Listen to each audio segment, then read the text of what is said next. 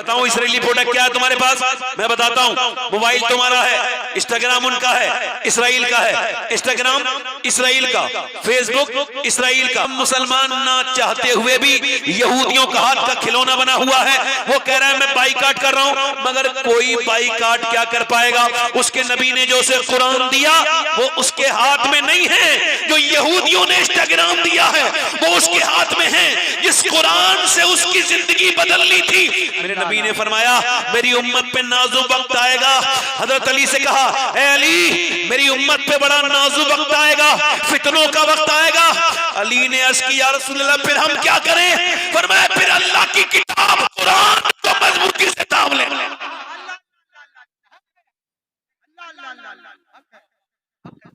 मगर मैं कहां तकरीर करने आया हूं? अपने भाइयों को क्यों समझाने चला हूं? उनको तो हंसी मजाक की तकरीरें पसंद आती हैं, झगड़े की पसंद आती है। ये वाला मियाँ इसके खिलाफ बोलेगा, ये मियाँ इसके खिलाफ बोलेगा। ये सब पागल हैं, इनके दिमाग खराब है, इनको पता ही नहीं जमीनी हकीकत क्या है। जमीनी हकीकत ये है, अगर इस कौम को न बचाया गया और उलमाए किराम बेदार न हुए तो जो हालात हैं वो कम हैं, आगे वाले हालात हमसे देखे नहीं जाएंगे। पूछो जिस तरह के हालात हम आपस में लड़ रहे हैं, ये पीर बड़ा वो पीर बड़ा, वो कह रहा नहीं मेरा पीर बड़ा, वो कह रहा नहीं मेरा पीर बड़ा। और हम बचपन से जो सुनते आए हैं हम आपको सुना रहे हैं। हमारे यहाँ एक ही बात होती थी, एक ही बड़ा पीर है, उसका नाम अब्दुल कादिर जीलानी है।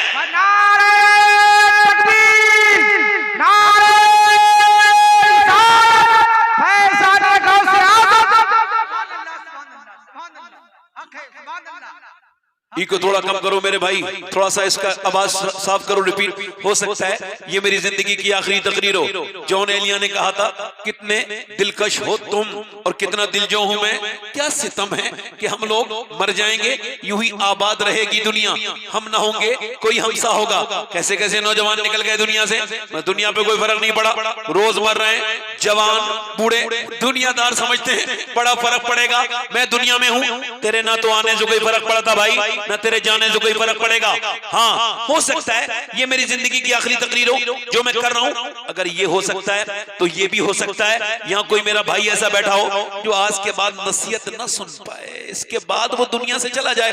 इसी वजह से नबी फरमाते हैं नमाज जब पढ़ो तो आखिरी समझ के पढ़ो। हजरत सैयदना उवैस करनी नमाज पढ़ते हैं। कैसी नमाज पढ़ते हैं? अल्लाहु अकबर। हुजूर ने फरमाया मेरा उवैस जन्नत में जाएगा। जरा जोर से बोलो, उवैस जन्नत में लोगों को लेके जाएगा। उवैस की शान ये है। मगर नमाज कैसे पढ़ते हैं?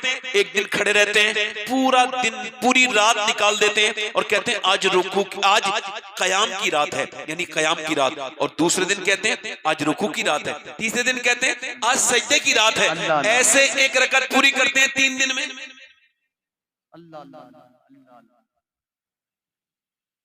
अल्लाह वालों के दिलों में डर थे। हुजूर मुबश्शिर भी हैं, खुशखबरी सुनाने वाले हैं, हुजूर गम सुनाने वाले भी। अब हमें खाली ये बात कह दी गई सुन्नियों में नारा लगवा के भाई ये सब जन्नती हैं, तो जो जन्नती हैं उसे क्या जरूरत है नमाज पढ़ने? बोलो भाई, जब पीर साहब ने ठेका ही ले लिया, ठेकेदारी पक्की है। हालांकि जिस तरह के हालात हैं, पीर साहब जन्नत में चले जाएं बड़ी बात है। जी हक है, हक है। इतनी सख्त हमारे दिल, आपके दिल कि बिल्कुल दिल सख्त हो गए। मेरे भाइयों, मेरे दोस्तों, मौत को अगर याद नहीं करोगे, मेरे नबी पाक के सामने एक सहाबी का जिक्र हुआ, वो साहब बड़े नेक हैं। हुजूर ने फरमाया जिसका तुम जिक्र कर रहे हो, क्या उसकी महफिल में कभी मौत का जिक्र सुना है?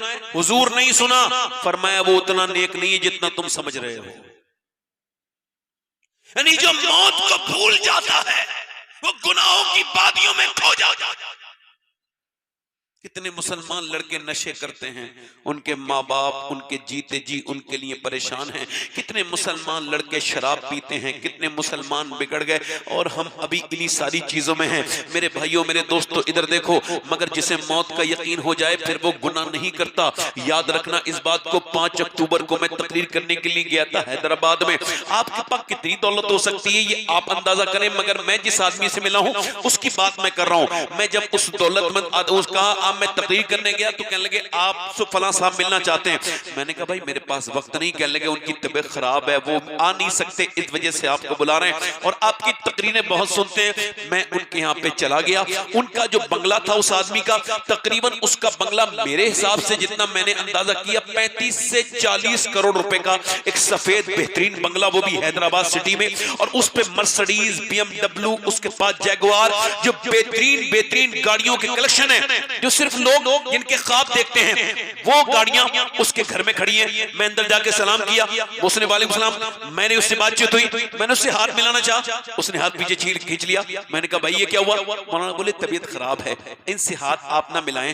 मैंने देखा उसके यहाँ पर रुई लगी थी, रुई यानी रुई कापूस और कॉटन। तो मैंने पूछा ये क्या हुआ? कहने लगे मैं गुटखा खाता था, 25 साल लगातार मैंने गुटखा खाया। रमजान में मेरे मुंह में एक दाना निकला, मैंने उसे इग्नोर किया, दाना और दर्द करने लगा, मैंने इग्नोर किया। 1-2 महीने के बाद ज्यादा दर्द हुआ तो मैंने डॉक्टर को दिखाया, डॉक्टर ने बायोप्सी करवाई। उसके बाद उसने जो रिपोर्ट दी, उसके बाद मेरा सारा घमंड, सारा गुरूर, सारा मेरा जितना भी था सब खत्म हो गया। सैयद साहब उस रिपोर्ट में लिखा था तुम 2 महीने तक हो, ये आखिरी स्टेज का कैंसर है। कहते हैं वो रिपोर्ट मेरे हाथ में आई, आते ही मेरे हाथ में मेरी सारी उम्मीदें खत्म हो गई। मैं डिप्रेशन में चला गया।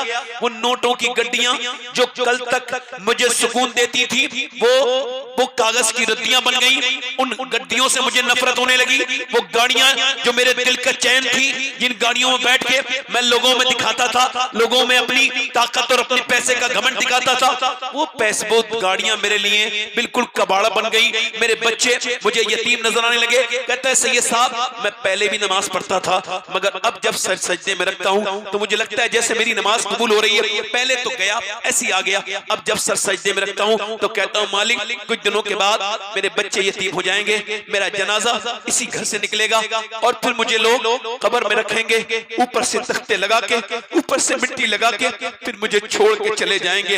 ऐ मेरे करीम, ऐ मेरे रहीम, मैं जब कब्र में जाऊं तो चूंकि मैं पापी बहुत बड़ा हूं, मैंने बड़े पाप किए, मालिक मुझे माफ कर देना, मेरी खताओं को माफ कर देना। कहता है मैंने बगैर कैंसर की रिपोर्ट के भी नमाज पढ़ी थी, मगर अब जो नमाज पढ़ता हूं ऐसा लगता है मेरा रब मुझसे राजी हो गया है।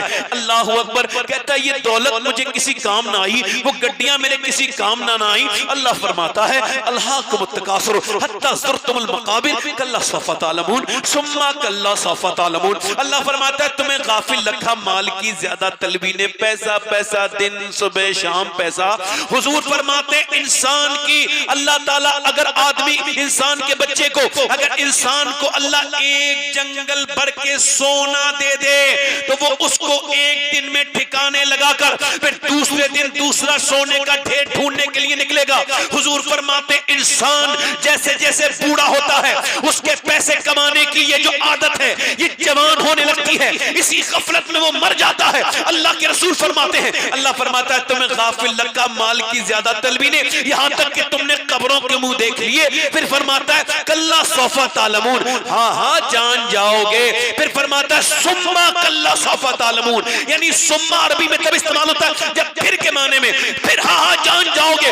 मौला अली से पूछा गया अल्लाह ने 2 बार कहा जान जाओगे जान जाओगे, मतलब क्या है? फरमाया एक बार कब्र में जानोगे, एक बार हश्र में जानोगे। ये जो तुमने पैसे को सब कुछ समझ रखा है, ये जो तुम्हारी पेशानियां अपने रब के हुजूर नहीं झुकती, तुम क्या समझते हो ये पैसा तुम्हारा हो जाएगा? है मेरे भाइयों, बड़ी बड़े शोहरत वाले लोगों को हमने मरते देखा और मिट्टी में मिलते देखा, ना सिर्फ मिट्टी में मिलते देखा बल्कि उनकी कहानी को हमने खत्म होते देखा। और ऐसे खत्म होते देखा कि मैं गाड़ी चला रहा हूं, रात का वक्त है, 3 बजे का वक्त है, मैं अपनी गाड़ी से वापस आ रहा हूं सफर से कहीं, मैंने मुझे याद आया इसी सफर में इसी रोड के करीब एक कब्रिस्तान है, वहां मेरे एक दोस्त का जनाजा मैंने पढ़ा था, वो मेरा एक बड़ा शोहरत वाला दोस्त था, उसकी कब्र वहां पर है। मैंने बरेली के करीब उस गाड़ी को मोड़ा, उस कब्रिस्तान में गया, अंधेरा कब्रिस्तान, जमीन में बैठी हुई कब्रें और एक सन्नाटा, एक सन्नाटा। वो जिनकी जबानें कल तक बहुत बोलती थी,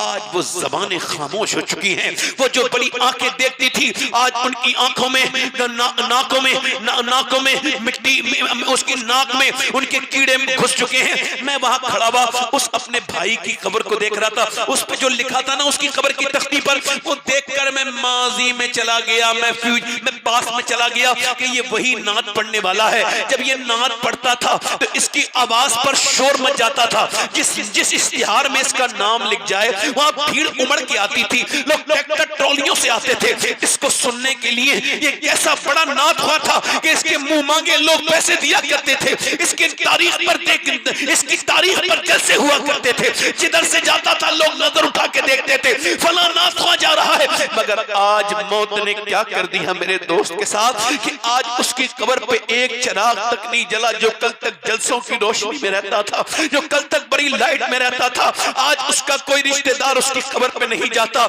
मेरे भाइयों, बड़ी बड़े महलों को ना देखो, अगर तुम्हें इबरत हासिल करनी है तो बोसीदा कब्रों को देखो। बादशाहों के महलों को ना देखो, उनकी बोसीदा कब्रों को देखो। उसका नाम सज्जाद हुसैन निजामी था, वो दुनिया में जिसे कत्ल कर दिया गया था, वो शबाब के आलम में कितना बड़ा नाखवा था वो। मगर मियां कोई कुल बाकी रहेगा, ना चमन रह जाएगा, पर रसूलुल्लाह का दीन हसन रह जाएगा। ना तू रहेगा मेरे भाई, ना मैं रहूंगा।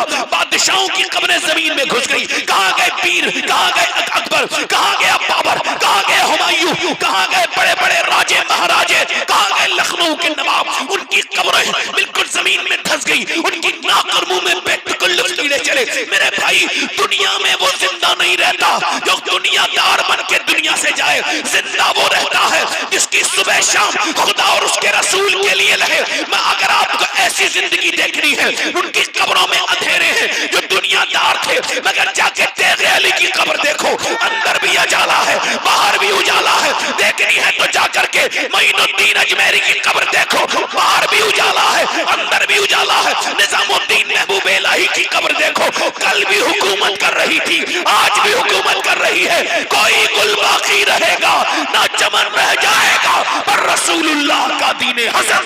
नारे जवाब दीजिए, माशाअल्लाह माशाअल्लाह, या रसूलुल्लाह, या रसूलुल्लाह, जिंदाबाद जिंदाबाद, मरहबा, जिंदाबाद जिंदाबाद, जिंदाबाद जिंदाबाद। इस दुनिया से दिल लगाया है,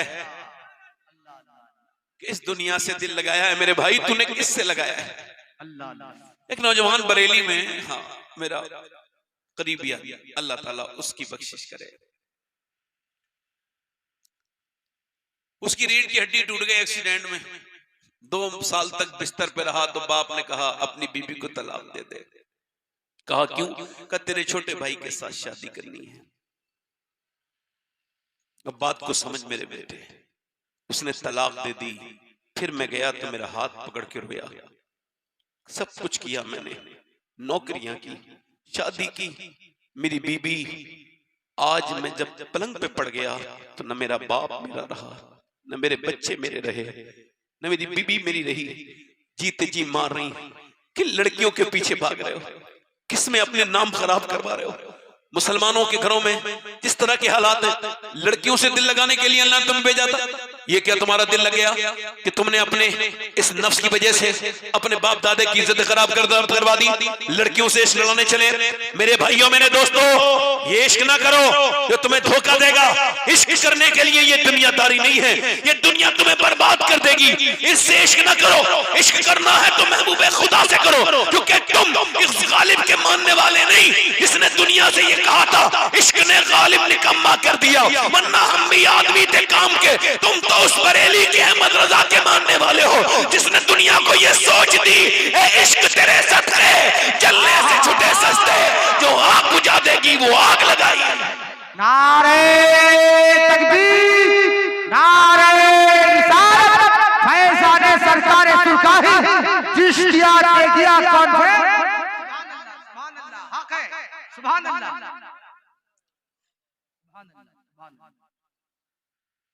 आज हमारे घरों के जिस तरह के हालात हैं, लगता नहीं कि हम मुसलमान हैं, लगता नहीं, लगता नहीं। न माँ नमाज पढ़े, ना बेटा नमाज पढ़े। आज से तकरीबन 10 साल पहले मैंने एक लड़की को जब टोक दिया तो उसका बाप मुझसे नाराज हो गया। ऐसे कुछ जान पहचान वाले की लड़की थी। मैंने कहा तुम्हारी बेटी ये देखो अंग्रेजी लिबास पहन रही है, उसको समझाओ। कहने लगे आप अपना काम करें, मुझे अपनी बेटी पे पूरा भरोसा है। वो 10 साल की लड़की थी। बोले अभी छोटी है मेरी बेटी, पहनने दो, शौक कर रही है। मैंने कहा ये अब हाथ से निकलेगी तो फिर हाथ में। याद रख मेरे भाई, मैंने तो कुछ नहीं कहा मगर वक्त ने फिर उससे बहुत कुछ कहा।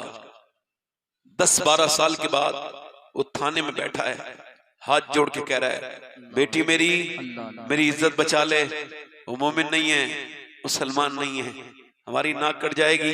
बेटी कह रही मेरे बाप जब तुझे मुझे समझाना था तब तूने मुझे समझाया नहीं। अब मैं बहुत आगे चली गई, बहुत आगे चली गई। और ये दिल, अल्लाह उसके रसूल की कसम खा के कहता हूं, कभी कभी रात को ये सोचकर नींद नहीं आती कि 10 साल के अंदर लाखों लड़कियां मुसलमान इस्लाम छोड़ गई।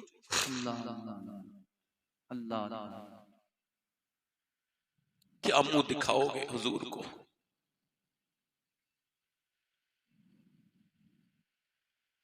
एक मुसलमान की क्या अहमियत है इस्लाम में, बताऊं?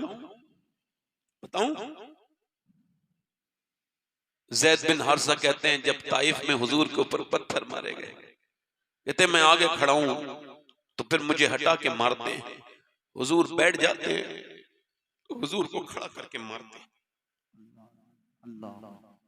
खुदा की कसम, हमारी वजह से आज लोगों ने हुजूर को नहीं जाना, हम लोगों की वजह से। वरना जैसी हस्ती मेरे रब ने अपने महबूब की बनाई, ऐसी किसी की हस्ती नहीं।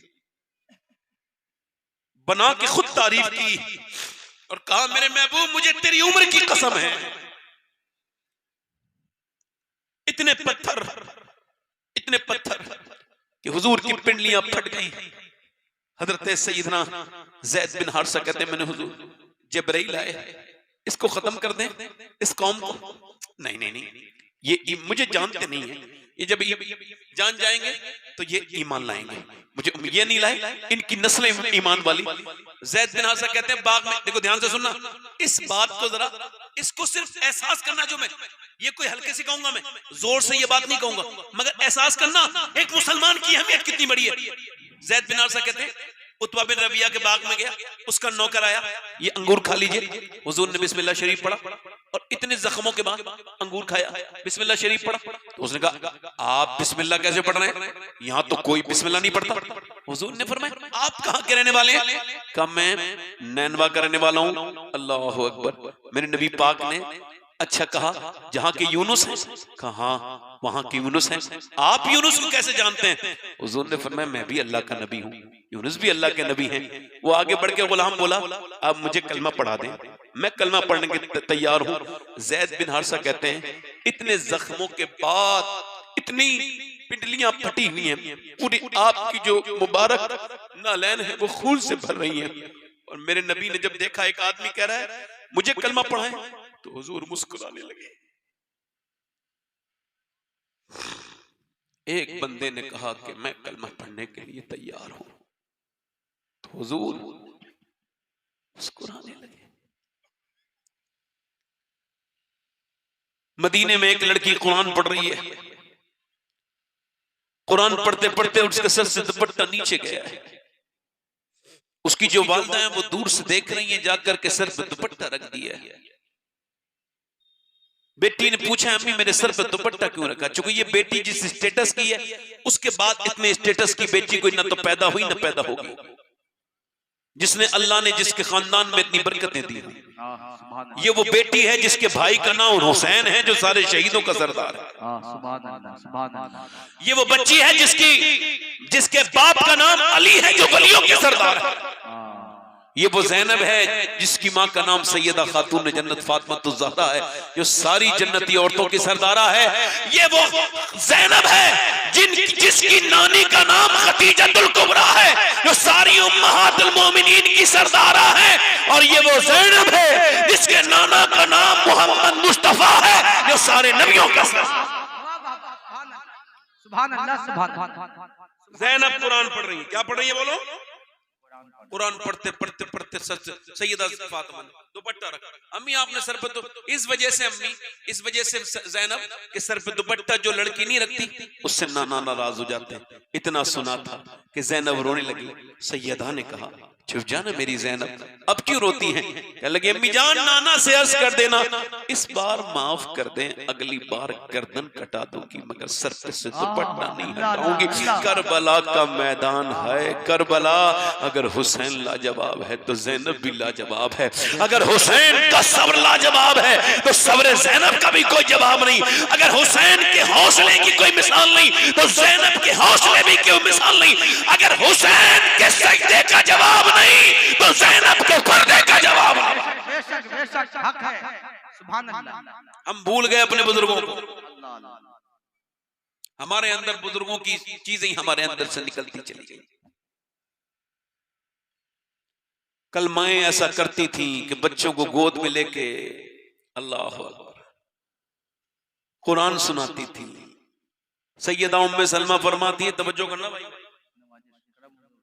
अब तो कुरान पढ़ता ही कोई नहीं, वो मियाँ का ताबीर लेके आ जाती है। और मैं किसी मियाँ का मुखालिफ नहीं यार, मैं अल्लाह माफ करे, मैं कभी किसी से मुसलमान से तो हसद करता ही नहीं हूँ, अल्लाह जानता है, न मैं किसी से का मुखालिफ ऊपर से।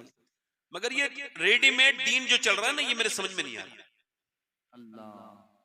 अब बताइए किसी का पैसा चुर गया और मेरे पास आया, कहने लगा मुझे फाल खोल के बताओ मेरा पैसा कहाँ है। मैंने कहा यार मैं इतना काबिल होता तो मैं तो इंडिया की इंटेलिजेंट में हो जाता। अगर इतने ही बड़े ये काबिल हैं फाल खोलने वाले तो पुलिस को हटाओ, नहीं बिठा दो 4 बॉर्डरों पे 4 इन्हें बिठा दो ढोंगियों को।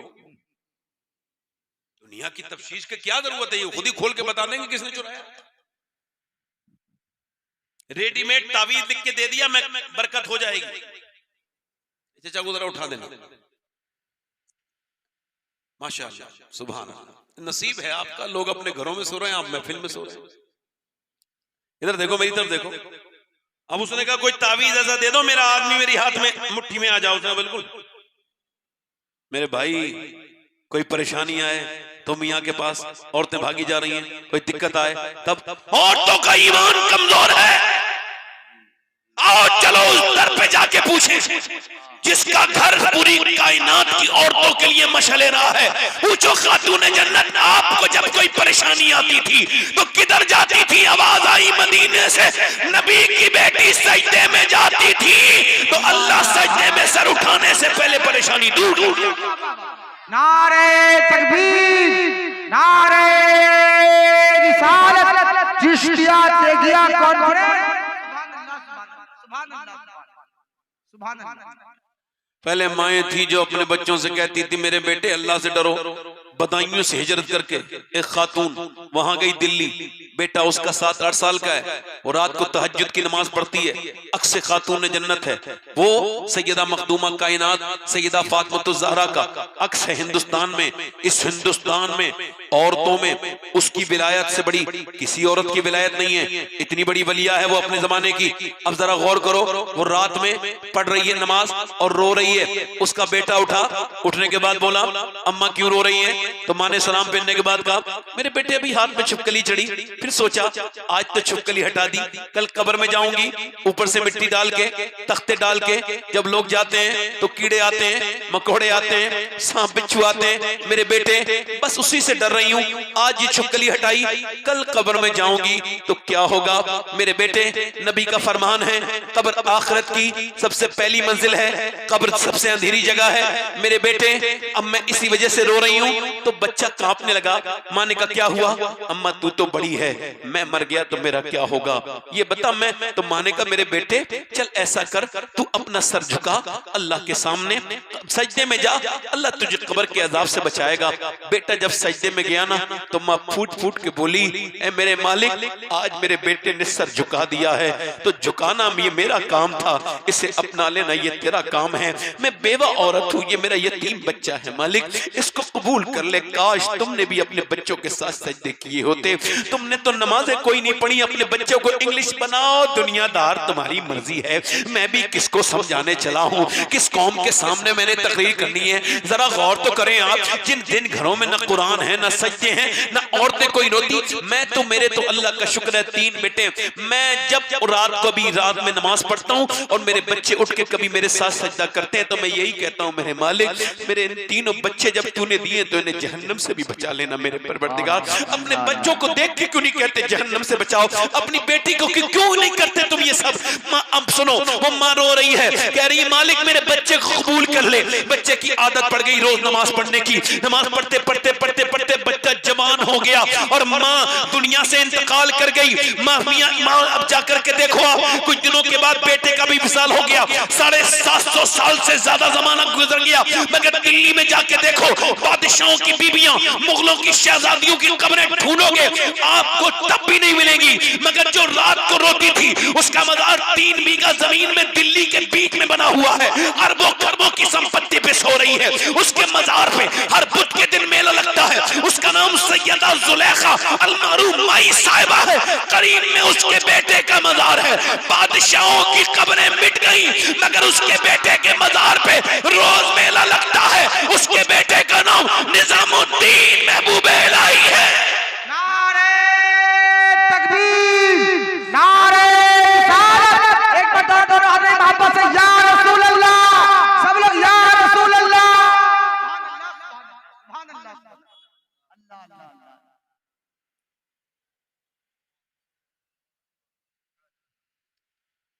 मौला अली जोर से बोले सुभान अल्लाह। अब जरा सीरत सैयद, ए भैया ए रुमाल, बैठ जाओ बेटे, तुम्हारे लिए है, बैठ जाओ बैठ जाओ, अच्छे इंसान हो तुम, बैठ जाओ बैठ जाओ, कुछ नहीं है दुनिया में, बैठ जाओ बैठ जाओ बेटे, अल्लाह ताला तुम्हें लंबी जिंदगी दे, बैठ जाओ।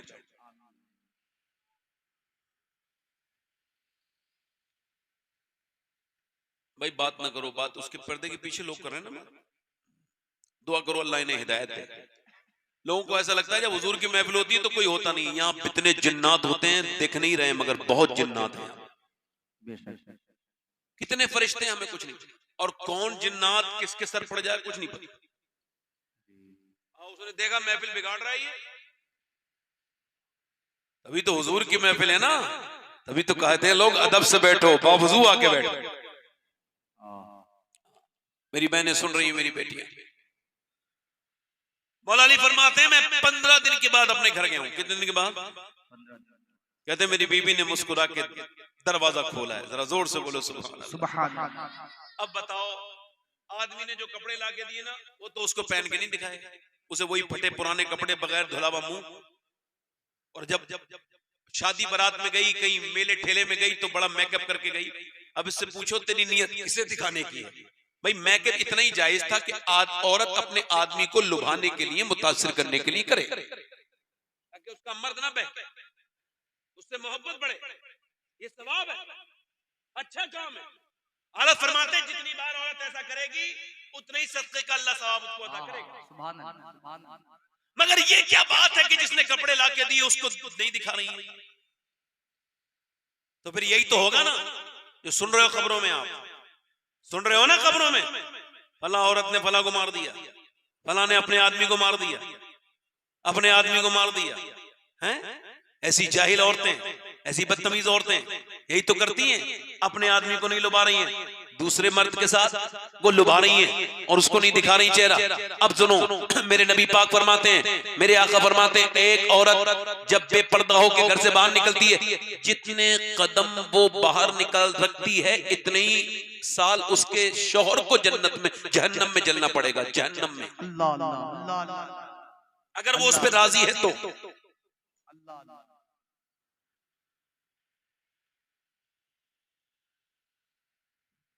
अब तो हालात ये हैं माज़अल्लाह के इस जमाने के जिम्मेदारान के घरों की वीडियो वायरल हो रही है तो लोग तौबा तौबा कर रहे होंगे। जुब्बे कुब्बे बड़े बड़े मामले और